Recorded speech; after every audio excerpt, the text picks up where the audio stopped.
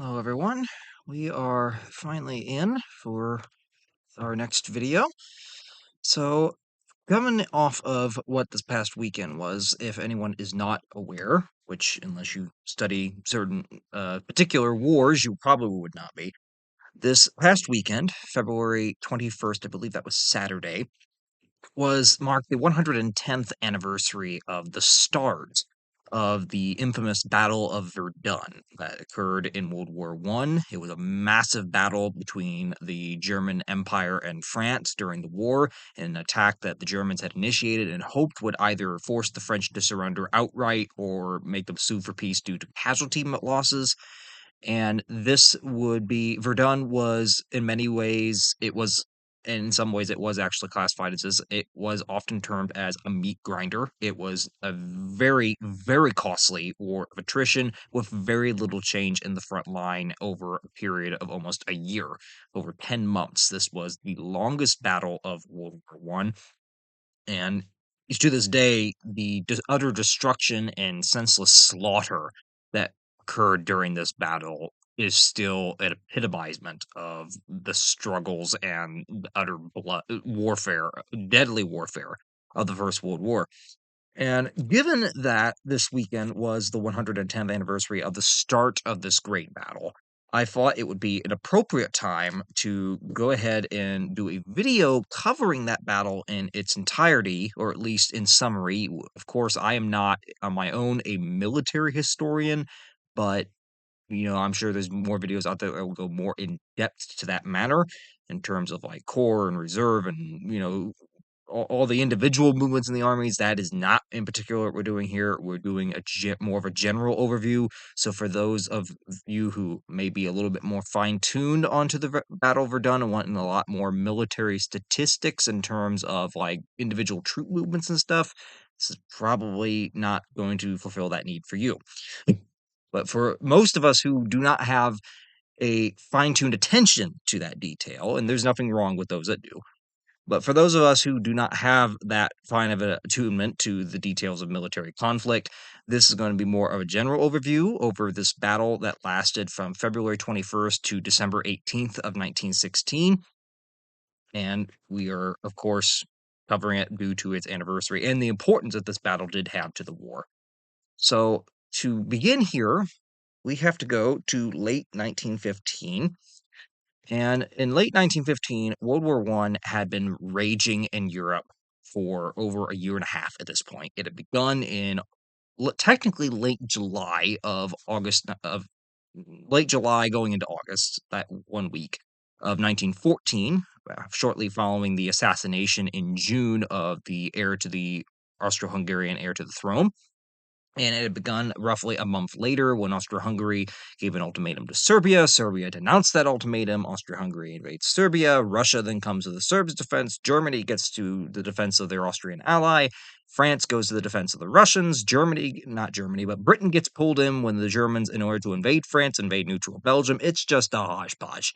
It's an absolute mess of these entangled alliances getting these other nations involved. Of course, later on, you would have, for example, the Ottoman Empire would end up joining, I believe, in October of 1914 as a German ally. And eventually, you had Bulgaria join in September 1915 when the final Central Powers invasion of Serbia ended up coming off. Italy would get involved with the Allies after switching sides. So it's a hodgepodge. But by late 1915, the war has been going on in Europe for over a year and a half, and there's not really been that much change, at least on the Western Front. Now, in the East, the Russians have been pushed back mostly out of their former territory in what is now Poland, and the Austro-Hungarians and the Germans are able to launch a pretty successful war effort in the East. But the West, since pretty much late September of 1914, since late September of 1914, ever since I'd say about late September, late or early September, ever since the first Battle of the Marne, which kind of stopped the German advance into Paris, the Western Front has bogged down into a stalemate of trench warfare, and this has not changed roughly a year and a half down the road. This is presenting problems to both sides, especially to the Germans, who in the first place did not want a two-front war, and they needed to avoid this at all costs. And their idea was that we knock out France quickly so we can redivert all of our forces to deal with Russia. That had not happened. Luckily for them, the Russian army proved largely incompetent during the First World War. Not that they weren't capable of victories. They did get them every once in a while, but in large part, Russia's performance in the First World War was an utter disaster.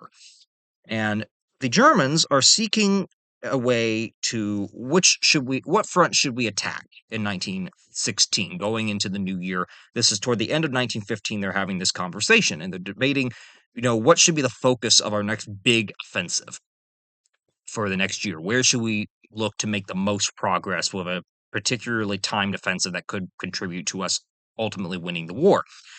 They do view the Eastern Front as much more palatable to allowing a victory since Russia had given quite a bit of ground already, but they also fear that the Russians would simply retreat deeper and thus keep on fighting. They wouldn't surrender. Russia had, thousands of miles to retreat into, strategic depth that they could, fall back into if they lost one battle was no big deal to them.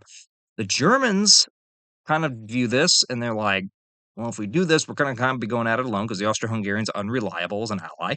So they want to see, can we break the stalemate on the Western Front? That, I think, they think is where we can possibly do it. Now, they do recognize out of the Allied powers, the German generals, I'm trying to think. I'm trying to think of their actual term here that they had.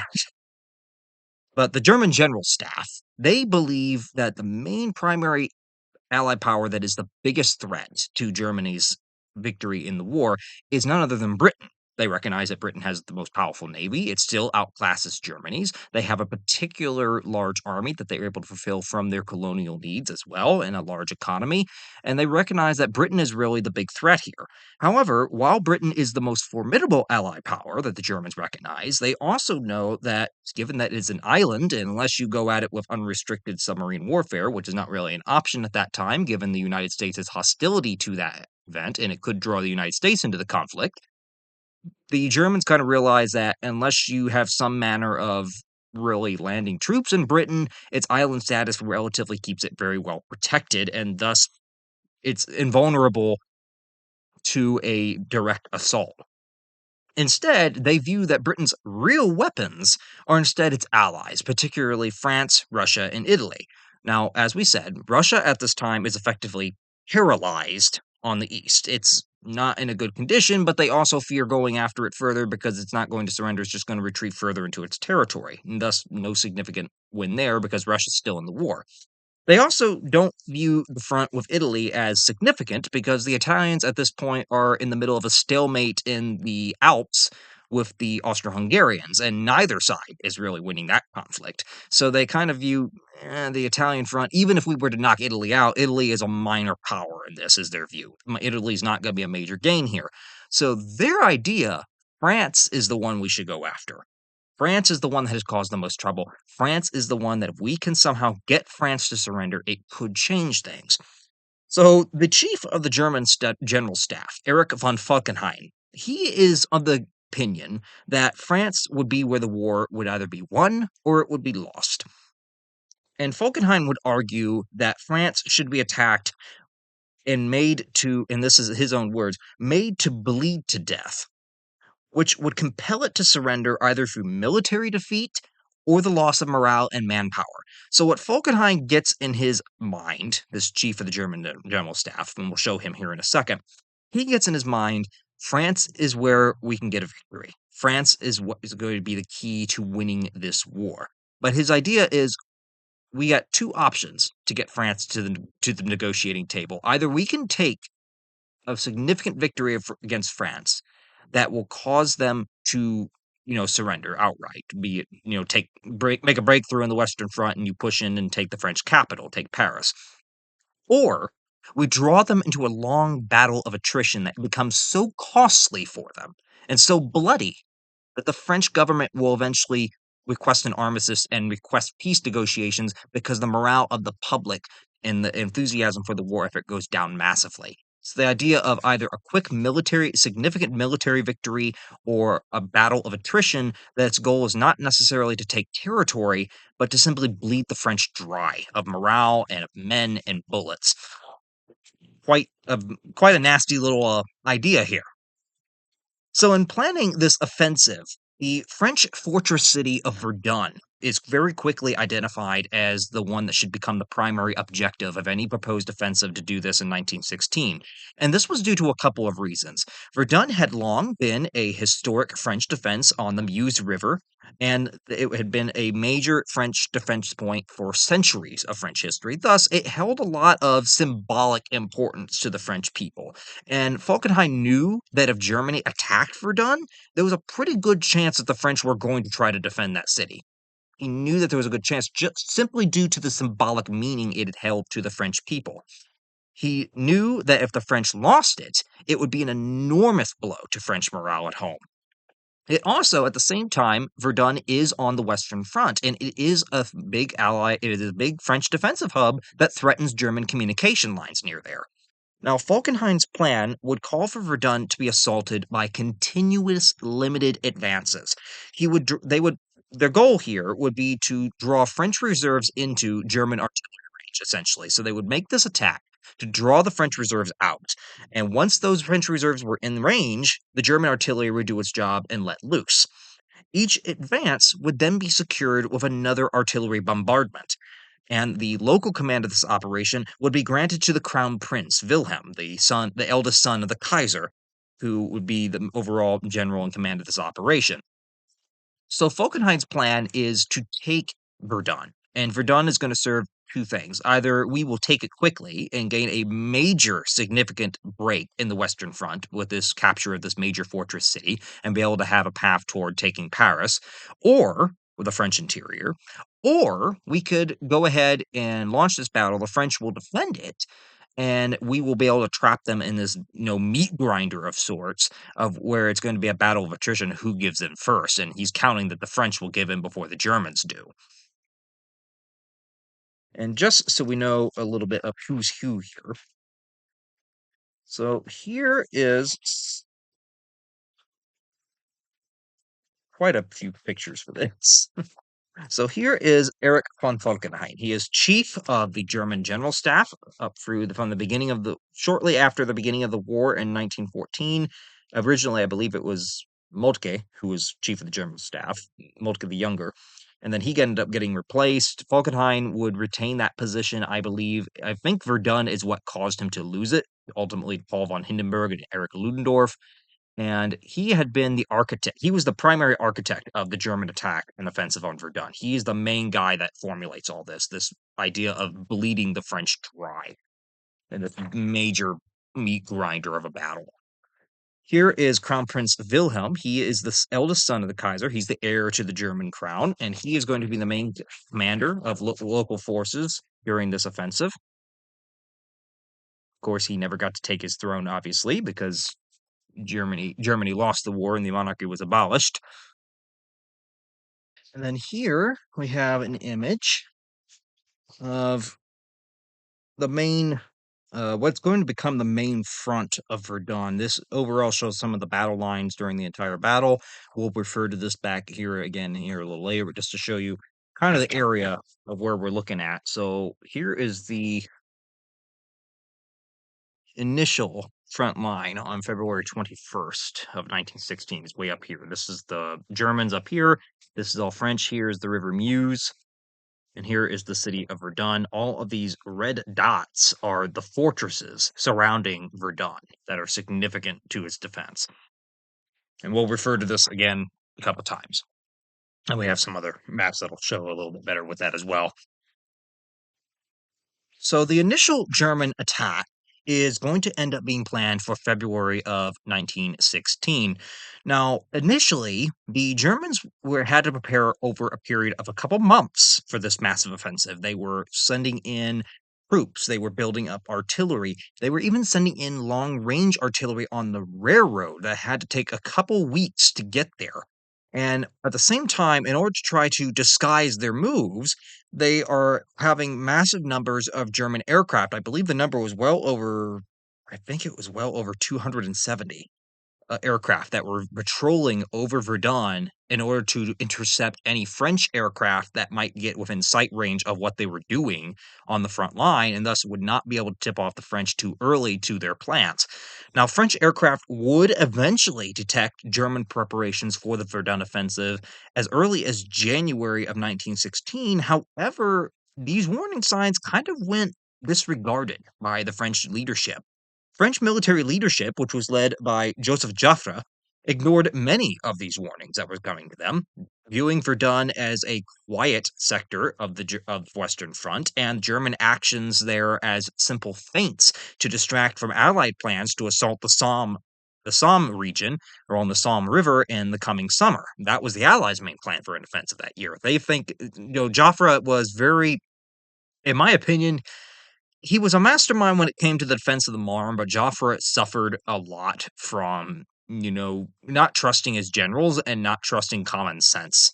During the whole Battle of the Frontiers in August of 1914, Joffre relieved generals of command simply because they insisted that the battle could not be won and they retreated, trying to save their army, which in effect did save their army because there was no way they could have won some of those battles.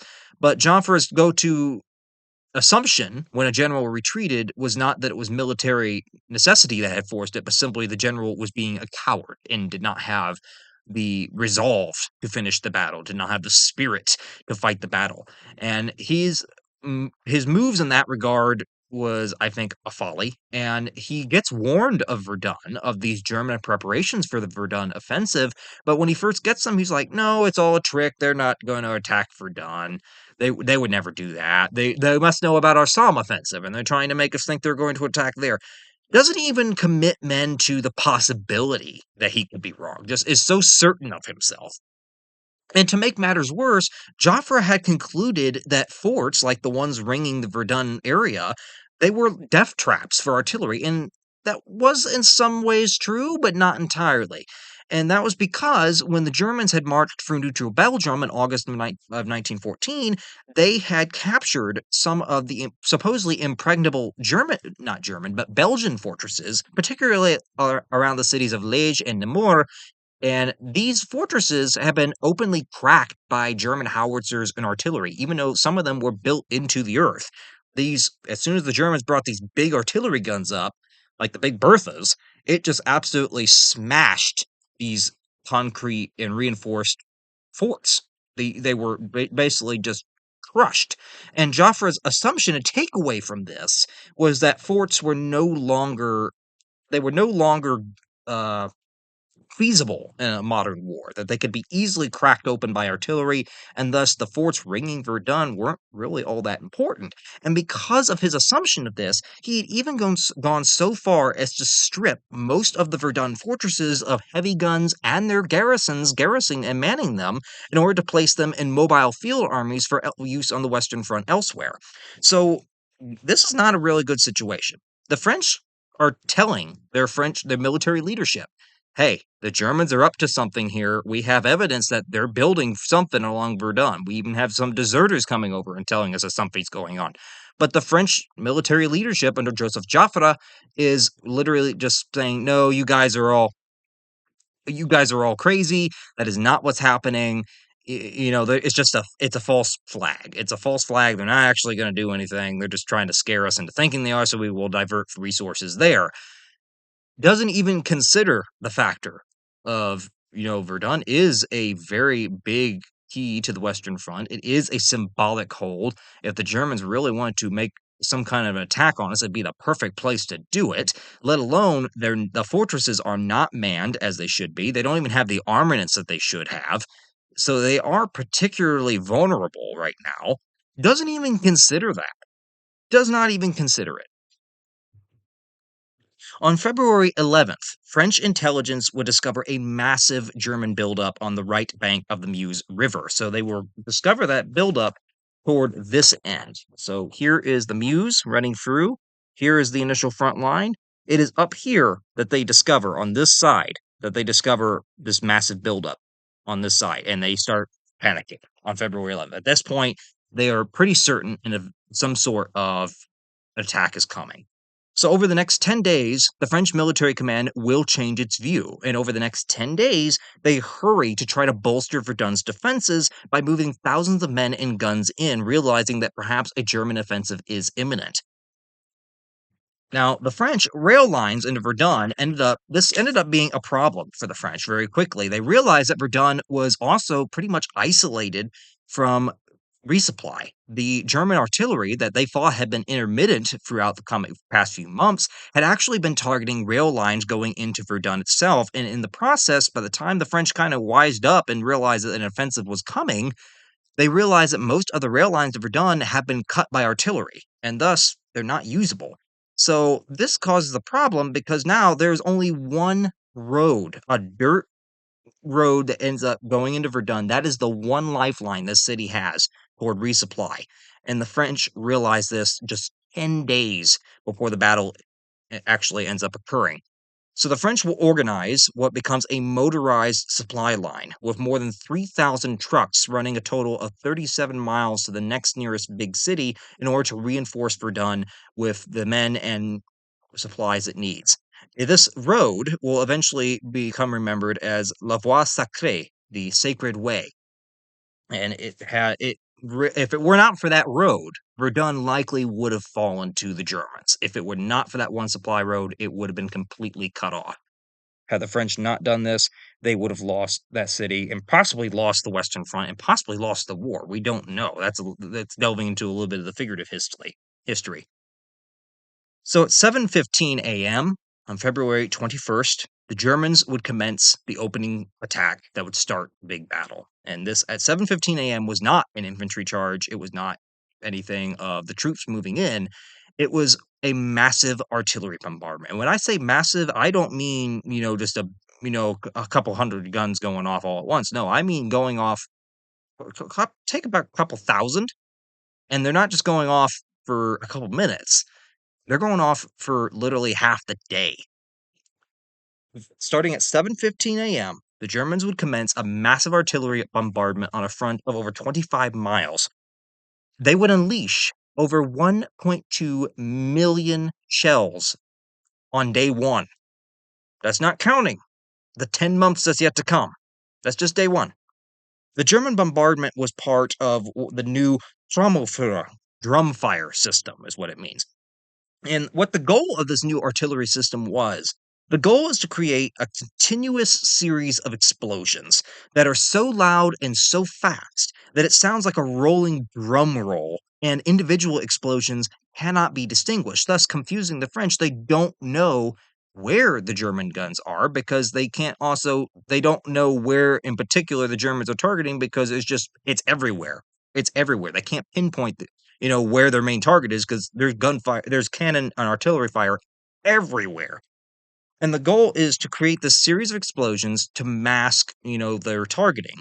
And it would also serve to psychologically shatter the sanity of any survivors before the German infantry even attacked them.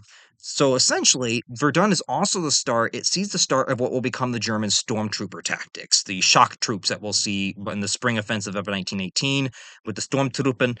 This is going to be the start of German stormtrooper tactics at Verdun. It's a pioneer point at this stretch, but it's highly effective at its outset of this massive artillery bombardment to psychologically scar the enemy, and then you send in the infantry sometimes before the artillery has even stopped firing, and you just catch them off guard. Now, the creeping barrage method was also used in this Trommelfeuer uh, barrage method.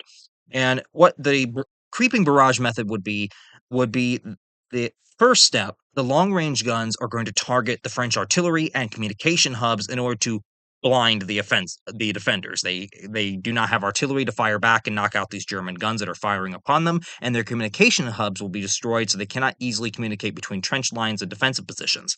Second, the focus will then shift to the trench lines, flattening every single man-made structure that is within sight. And third, the artillery will then fire behind the French lines in order to create a curtain of fire that will prevent any French reinforcements and supplies from reaching the front before the German infantry can move in and take those positions. So basically, fire on them, knock out the guns, knock out the communication hubs. Second, pummel the trench lines with artillery bombardment until there is almost nothing left and it looks like a wasteland. Third, when the infantry move up and you send the German infantry units in, fire ahead of the infantry so that they have very little threat of anything getting through that curtain of fire in order to intercept them and stop them from taking those lines. It's highly effective in the first week of the Battle of Verdun. The first German infantry assault, mind you, the artillery bombardment would start at 7:15 in the morning on February 21st.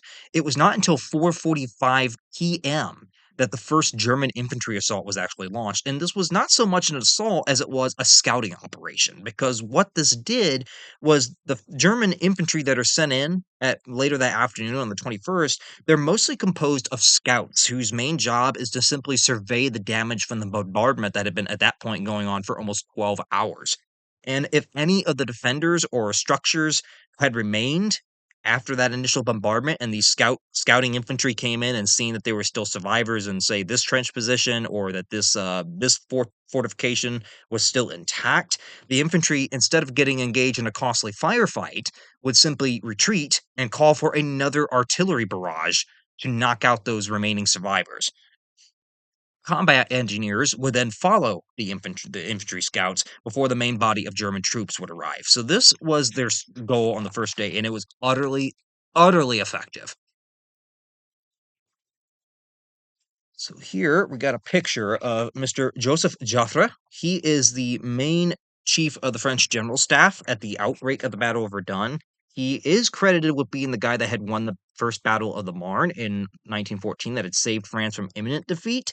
But his incompetence, in my view, incompetence of just kind of disregarding any possibility that the Germans could move on Verdun and basically regarding it as all a feint and not waiting until like the last 10 days to actually try to do anything to defend it, almost cost the French this battle. He is the one that I kind of blame for the disastrous outset. And here we have an image of one of the German guns that would have been used, or types of German guns that would have been used during the opening bombardment. This is not, I think, from Verdun itself, but this is a World War One picture of it. This is one of the type of guns that they would have been moving over the past couple months. This is one of the ones. This is called a long max artillery gun. This was one of the ones that they would have had to move by rail, and it sat on a rail line. They would be using something like this to pound the French defenses. Now, of course, they had other smaller artillery pieces that also would have been firing, but this is one of the bigger ones that they would have had at their disposal. So by February 23rd, just 2 days in, the village of Haumont and was razed completely by artillery, and Brabant-sur-Meuse, Wavre, and Saint-Menehould were also captured. So outlying cities are already being captured by the Germans very quickly. So just to show you where some of these are, I'll circle them here on this map. So, but in 2 days, let's see, where is their Seminole? So what we're seeing here is a massive move in toward along the right bank of the Meuse, of this kind of envelopement here into the line.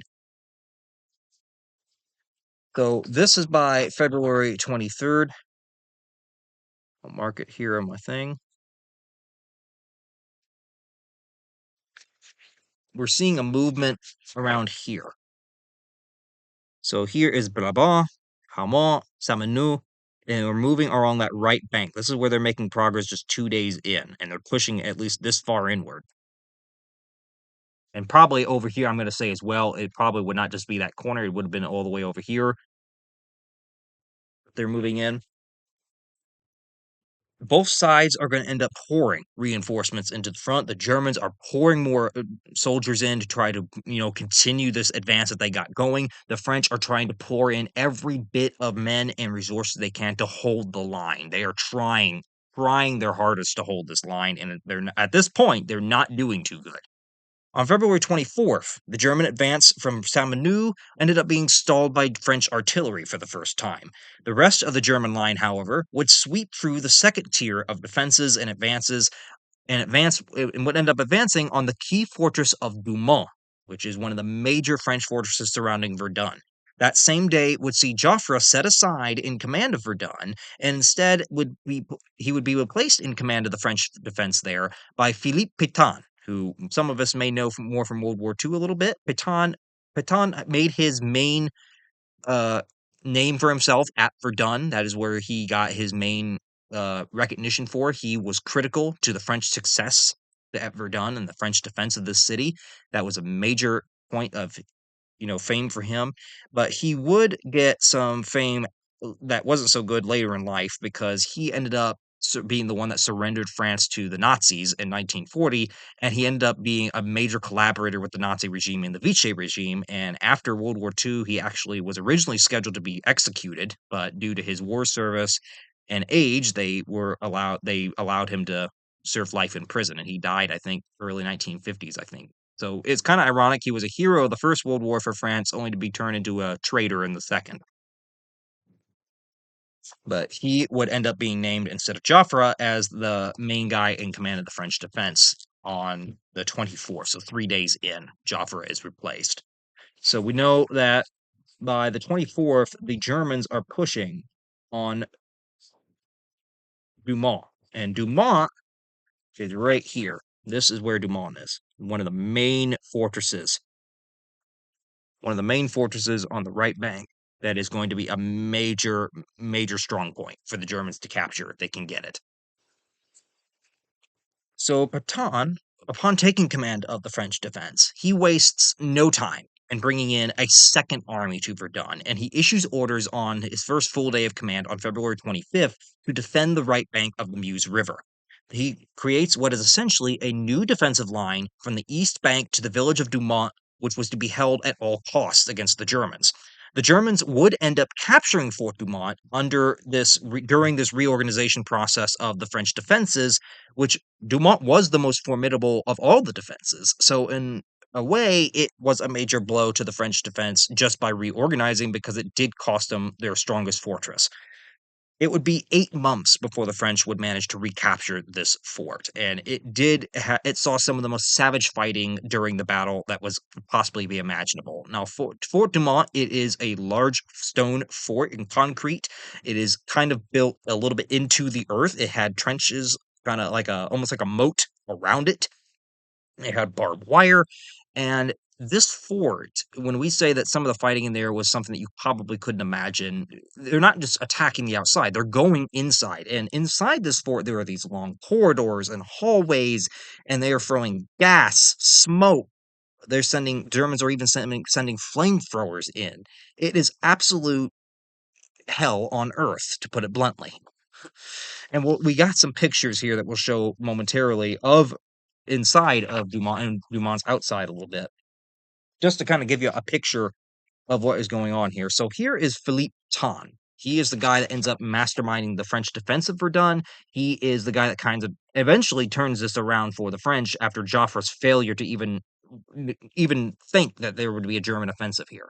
But as we said later in life, he had a little bit of a negative public reception due to his actions during World War II. And here we have a couple images here. So this is Fort Douaumont in 1915. This is it before the Battle of Verdun. This is an overhead shot taken by a German aircraft. This is the fortress. Very large fortress outside of Verdun, kind of in a pentagon shape. And here is a picture that was taken after the battle or during it. I don't know if it was before or after. Well, not before or after, but during or after. And here is it after the battle's been going on. There's no plant life. And the fort has been pounded by artillery. You can see multiple craters in the ground, trench lines enveloped around it. This is the same place. And here, just to show you a little bit of what it might have looked like inside, here's a picture of a hallway inside that fort, of where there also would have been close range fighting inside the fort as well. These long, narrow corridors and hallways that would have had the same kind of fighting going on inside them.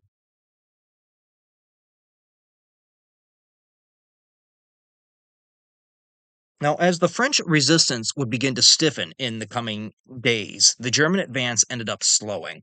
The French aircraft would reclaim air command over Verdun, allowing the French to kind of keep the German aircraft from having any significant support to the troops on the ground. Hundreds of artillery pieces would also be deployed in order to help defend the city. The German assault on neighboring Douaumont village would end up actually failing initially on between February 26th and 29th, despite over 500,000 German troops partaking in the attack. So while Fort Douaumont was taken, when the Germans tried to take the neighboring village off of the same name, they initially failed to due to the stiffening French resistance, which was already not what was supposed to be going on. The French were supposed to collapse. The Germans were supposed to be, all the way taking the entire right bank by now. Which leads us, that ends the initial first phase of the battle. Now, despite the initial success at Verdun, the Germans had failed to win, as we said, an immediate victory. It's already not going the way that they had hoped it would. So it's rapidly becoming evident that while we may still get a significant military victory here, this is rapidly becoming the second option that Falkenhayn had originally envisioned, and that was some sort of a meat grinder battle, a battle of attrition that he hoped would bleed the French into surrender, bleed them dry.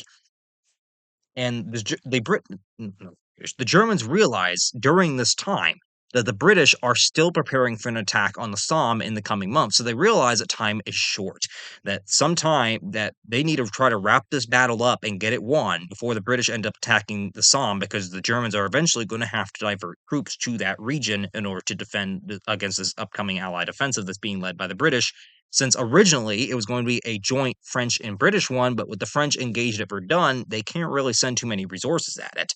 So, over the next 4 months, the German army will keep up a furious offensive at Verdun to try to disrupt the Allied attack plan for the Somme, which does largely work. As we said, the French end up not being able to contribute much to the Somme because they're having to put so much of their resources toward holding Verdun. And it ends up becoming almost a solely British operation that ends up failing spectacularly just as much as the Verdun operation did for the Germans. The French general staff is facing the issue, as we said, of holding Verdun while also having to continue to prepare for the upcoming Somme offensive, of which they can spare very few resources without the risk of losing Verdun itself.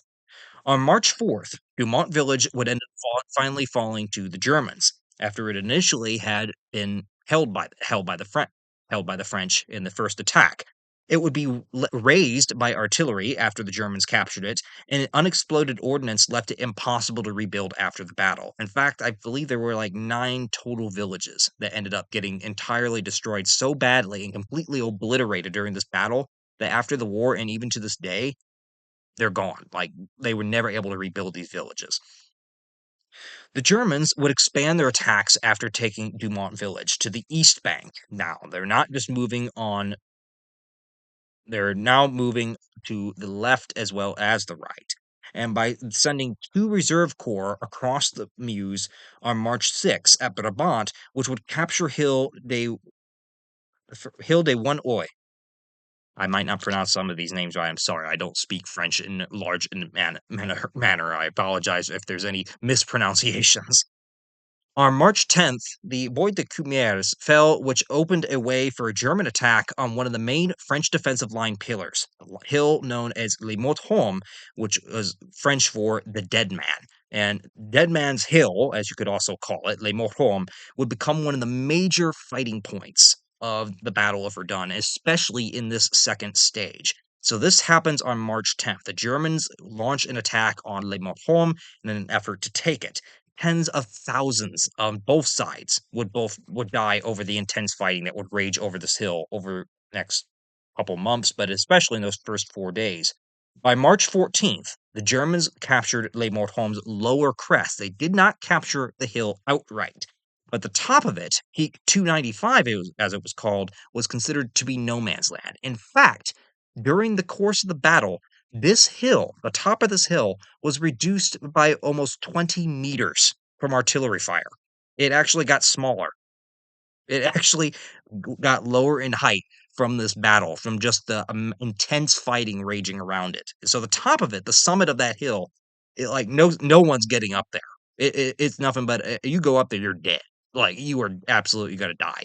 So neither side really sends troops to the top of the hill to hit Peak 295, as it's referred to, and it is simply the lower crest to the north that the Germans end up capturing. The French still hold the south side of the hill and will continue to do so.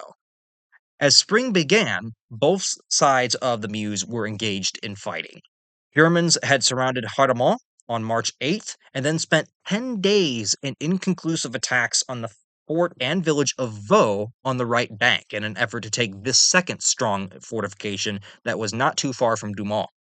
On the left bank, Bois d'Avecourt was overrun on March 20th as a prelude to an assault on another major French strongpoint on the eastern bank, which, not the eastern, but the left bank.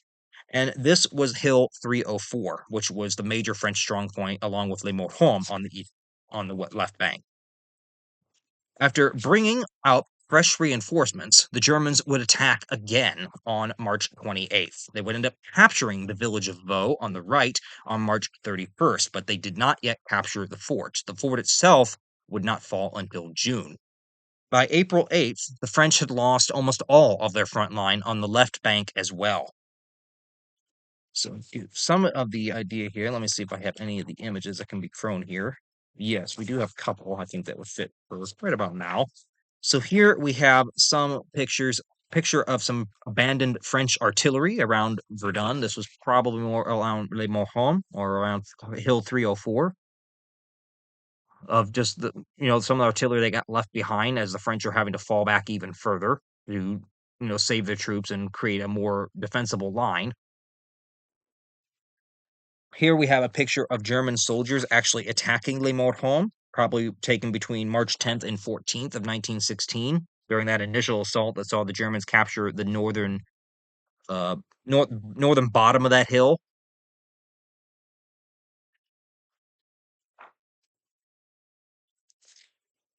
And here we have a picture of French soldiers attacking from their trenches at Verdun, although where in the battlefield this was taken, I have no clue.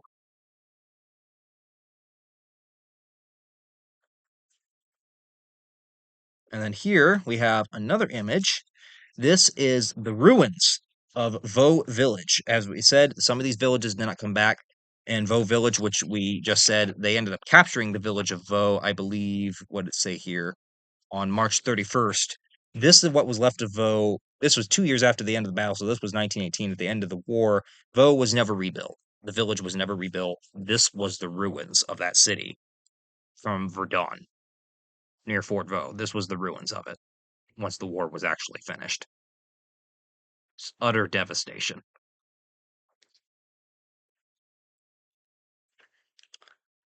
So after on April 8th, when the French had lost almost all of their front line on the left as well, Crown Prince Wilhelm orders a renewed attack on April 9th. This fails to produce any significant gains on the left bank.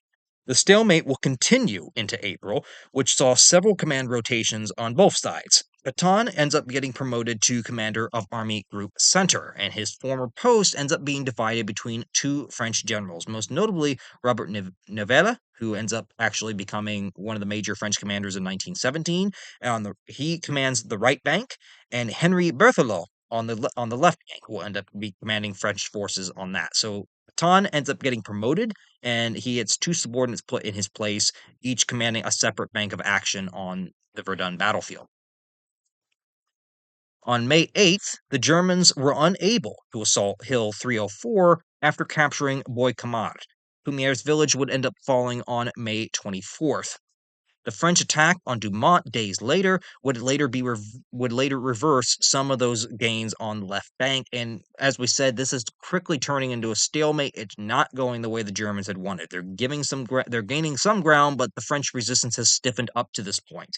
And with both sides continuing to throw resources in, it is continuing to just evolve into a costly meat grinder. Now, preparations on both sides for the Somme offensive in July was pressing both of them to find a quick resolution to the battle by May of 1916. On June 1st, the Germans would attack Fort Vaux and Douaumont, French strongpoints on the right bank that had managed to withhold up to that point. Both of these would end up falling on June 9th, but defensive work south of Douaumont would stop further advancement of the German forces. Now, the Germans, I believe in the case of Fort Vaux, Fort Vaux's garrison ended up getting completely surrounded, and they were surrounded behind German lines, trapped in this fort for days. At one point, they were so low on food and rations and just clean water that I believe some of them ended up drinking their own urine just to survive. And it was only when the French commander finally acquiesced that his men were dying of hunger and thirst inside, and that he was completely had no chance of any reinforcement, that he finally gave up Fort Vaux on June 9th. And here is an image of the outside of the entrance of Fort Vaux in 20 this was taken in 2012, but it kind of shows where I said these fortresses are sunken into the earth. This kind of definitely shows that a bit, where you can see it's kind of built into a hill.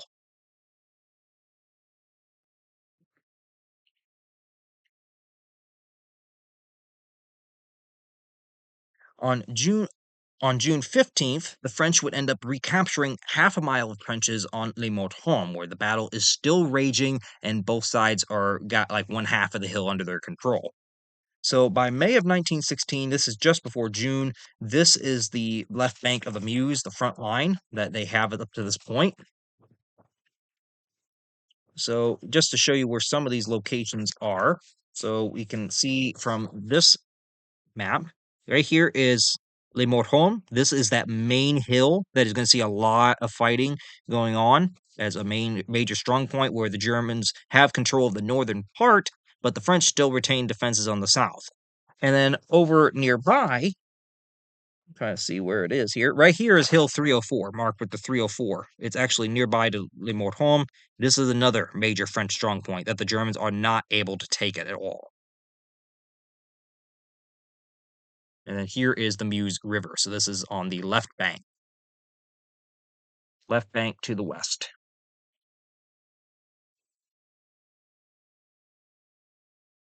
And then here in June of 1916 largely ends up marking it ends up marking the apex of the German offensive up to that point. The Germans do not manage past June to really actually get any further. This marks really the high tide of the German offensive. Because while the Germans maintain the initiative in the east, while they maintained the initiative here in Verdun up to June of 1916, those efforts rapidly get crushed by events in the east that end up frustrating their efforts. The Russians, who have been pressed at this point by the Allies, you've got to launch an offensive on the east. You've got to take some of these German troops off of France, or they could crack.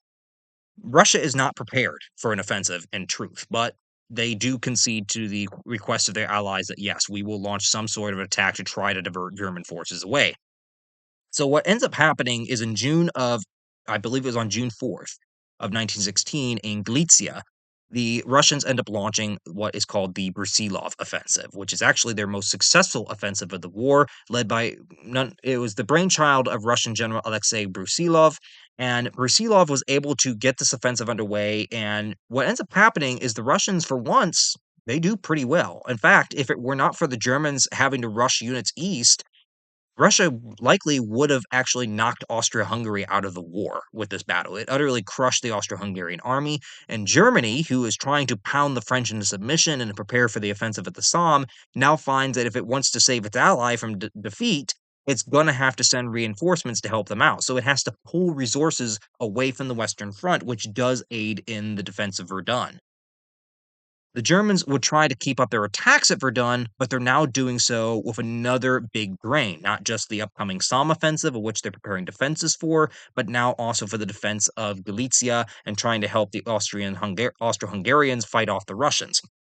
Baton would advise retreating to the left bank by late June on June 23rd, but he was told to hold the right bank at all costs on June 27th by his superiors. So by June of 1916, by June 5th, when the apex of the battle hits, this is to the degree that the Germans have captured around Verdun in these past few months, on February 21st to June 5th. All of this shaded here with the diagonal lines is the territory that the Germans are able to capture. So here is the fortress of Verdun. Here was the front line on February 21st. Here's what they managed to actually take. And of course, over here is both Vaux and Douaumont. Both those two forts ended up falling into German hands. And then over here, I'm trying to see if we can find where it is. Yes, we would have had some of the fighting over here. Yep, 304, and then would have been over on this bank.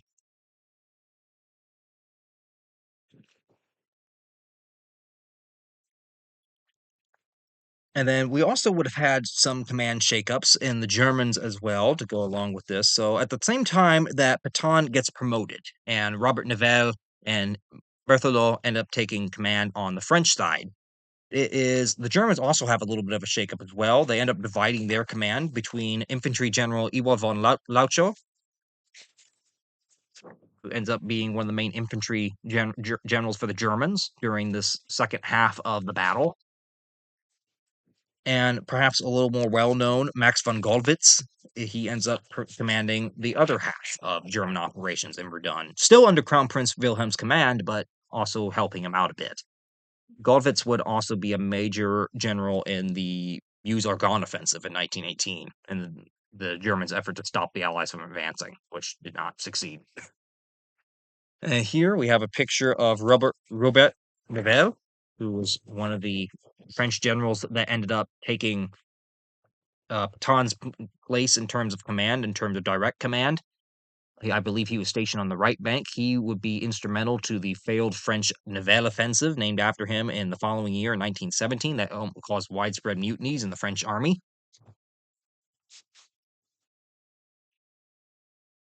So the preliminary artillery bombardment for the Somme would end up officially starting on June 24th, with the main offensive led by British troops officially launching on July 1st. Over 20,000 British soldiers ended up getting killed on the very first day. It was perhaps I believe it was the bloodiest day of the entire war in terms of troops killed for just one day, over 20,000 casualties in a day, just for the British, not mentioning what the Germans suffered.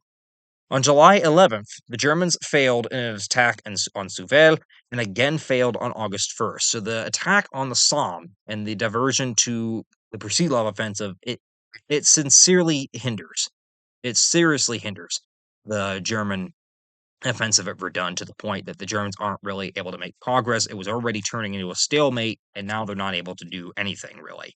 French troops would actually retake Douaumont on August 3rd and Ferry the next day. The Germans would regain Douaumont briefly on August 8th, but their last significant attack on September 3rd would end up an outright failure. French General Charles Manu would propose a plan to liberate the entire Verdun region in September of 1916. His plan would be approved by Nivelle, and the offensive would start on October 21st with an artillery barrage by the French to push the Germans out of the region. Infantry would end up going in on the 24th of October to utilizing very similar tactics to the ones that the Germans had used previously, mostly with those uh, creep up artillery tactics. The creep up barrage would be the ones that the French would use. The Germans had used them in February. Now the French were using them against the Germans. They would end up Infantry would go in on the October 24th, as we said. They would end up recapturing Fort Douaumont and took over 6,000 German prisoners. Fort Vaux would end up being recaptured on November 2nd. Now, Menu's strategies worked, but they were often very costly for the men actually attacking. And due to this, he was very considered to be very spendthrifty with French lives, and this led to him getting the moniker nickname of the Butcher. He was not considered to be a general that cared in particular for the lives of the men under his command. He was viewed to kind of just be a needless, I'll send him in, I'll get it done, but I don't care how many lives die in the process. Whether or not that was true, I don't know if we know for certain, but that was at least the troops' interpretation of the general. And this would have been General Menu. This would have been him, the butcher, as we so call. But he's the one that came up with the plan to retake Verdun from the Germans and finally push them out once the Germans had lost all momentum. So Menu's strategies did work, but as we said, they were costly. Final battle on December 18th saw 11,000 Germans taken prisoner by the French and over 115 of their guns destroyed. And this battle is largely considered to have ended battle because at this point the Germans halt all offensive operations at Verdun. They simply retreat to a defensive line the thing is done. To make matters worse for them, Falkenhayn had been replaced at that point. His failure to lead the German army to victory at Verdun had severely undermined confidence in his leadership abilities for the general staff. Paul von Hindenburg, who had racked up a impressive total of victories in the East, was a frequent critic of Falkenhayn, and he was able to kind of mastermind Falkenhayn's removal. I believe it was in September of 1916 that he was removed from command of the German general staff, and Hindenburg ended up getting in his place. Hindenburg he had absolutely no intention of continuing the botched Verdun operation, and thus the Germans agreed that they were just going to kind of fall back to a more defensible position and cut their losses. Over 700,000 casualties would result from the Battle of Verdun, with over 300,000 of those casualties being men killed in action. 9 villages, Beaumont, Bezenvaux, Lumieres, Beaumont, Ferry, Haumont, Douaumont, Ornez, and Vaux, ended up getting completely destroyed. They were not able to be rebuilt after the war due to the sheer number of unexploded ordnance in them. And after the war, these villages were considered to have died for France, died for the Republic, and they retained administrative mayors, some of them to this day, despite never being rebuilt and continuing to be uninhabited. Unknown dead of the battle ended up being commemorated at the Douaumont ossuary, which was completed in 1932 and contains the remains of over 150,000 both French and German soldiers who ended up dying in the battle. Over 65 miles of Verdun Ridge area was declared Zone Rouge, or the red zone, and it's still large parts of it still have that designation to this day, where development is still prohibited due to the sheer amount of unexploded ordnance. In particular, is even some chemical shells that are still in the ground from gas attacks. There are estimated to be over 10 million remaining unexploded shells in the Verdun area. Many of them still a danger to any French civilians that go into the red zone, and some even in the surrounding areas that are supposedly clear, because every year when the farmers go out and till their fields up and go plow them up, it's not uncommon for them to actually find unexploded shells to this day. And the land still speaks of the scarring from the artillery bombardments that enveloped Verdun back in 1916. This is a picture that was taken in 2005, part of the Verdun battlefield. Where in the battlefield, I don't know, but you can still see that even in 2005, just a little over 20 years ago, you can still heavily see where the land was just absolutely scarred by artillery, because you can still see hills and pock marks where there was explosions that are now filled in, and land has grown back in terms of trees are starting to grow back and plant life, but you can still see where the land was just absolutely scarred from that battle.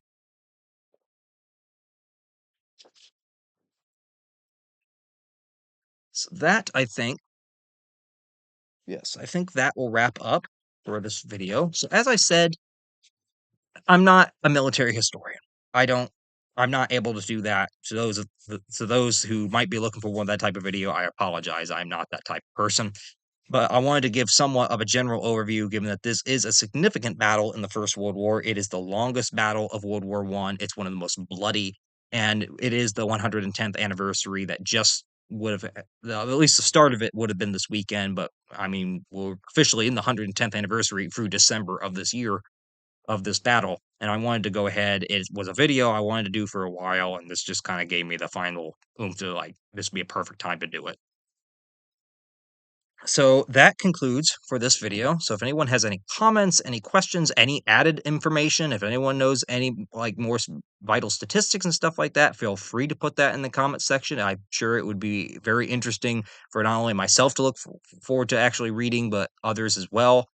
So if anyone has any information like that that you feel you can add on, feel free to put it in there. I would love to see what you guys can find. So that will wrap up for this week. I do not know what next week will be yet, but we'll get to it in due time. So hopefully everyone has a good rest of their week, and we'll see you all back here for the next video.